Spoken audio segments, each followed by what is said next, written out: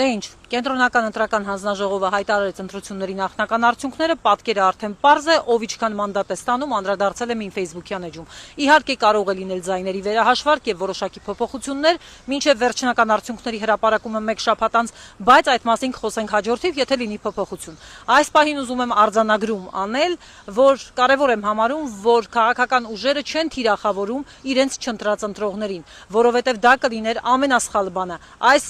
ընտրությունների պատճառների մասին խոսակցություններ կան ու դեռ լինելու են, բայց մի բան ակնհայտ է, ընտրողներին, անհամաձայն ընտրողներին չի կարելի թիրախավորել։ Երկրորդը, որ կարևորում եմ, այն է, որ պետք չէ հիասթափությունը դարձնել գերիշխող էմոցիա այսպիսի արդյունքների պայմաններում։ Հիմա ուզում եմ անդրադառնալ հանրային տիրույթում այս պահին ամենաշատը քննարկվող հարցին՝ մանդատները վերցնելու չվերցնելու դրա իրավական ու քաղաքական բաղադրիչներին։ Մանդատներ չվերցնելը, ինչպես ցանկացած երկրում, այնպես էլ Հայաստանի Հանրապետությունում ունի ինչպես իրավական, այնպես էլ քաղաքական բաղադրիչ։ Իրավական բաղադրիչը, ինչպես մնացած երկրներում, չի նշանակում, որ մանդատները չվերցնելը փոքրամասնության կարող է հանգեցնել այնպիսի հետևանքների, ինչպիսին են ազգային ժողովի նոր ընտրությունը, երկրորդ փուլը կամ էլի նմանատիպ հետևանքներ։ Մանդատները չվերցնելը իրավաբանորեն նախ եւ առաջ նշանակում է Հայաստան դաշինքի 212, ուժեղ Հայաստանի ցուցակի 200 անձինք պետք է մանդատից հրաժարվելու անհատական դիմումներ ներկայացնեն Կենտրոնական ընտրական հանձնաժողով,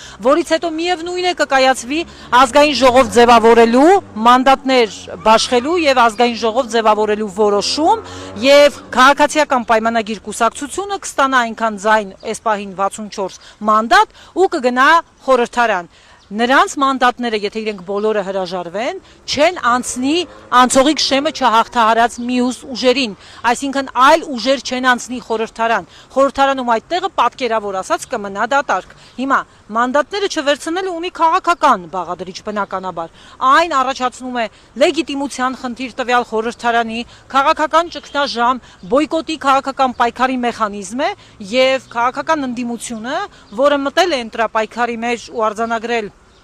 այս արդյունքները, տիտղոսակիր ընդդիմությունը ըստ էության այս պահին ըստ մանդատի պետք է ինքը կայացնի որոշում։ Սա իրենց որոշումն է, իրենց ընտրողների հետ երկխոսելու իրենց բանաձևը եւ կարծում եմ այդ որոշման մասին իրենք պիտի տեղյակ պահեն ու ասեն, որ տարբերակով են առաջ շարժվում։ Վերցնում են ինչու, չեն վերցնում էլի ինչու։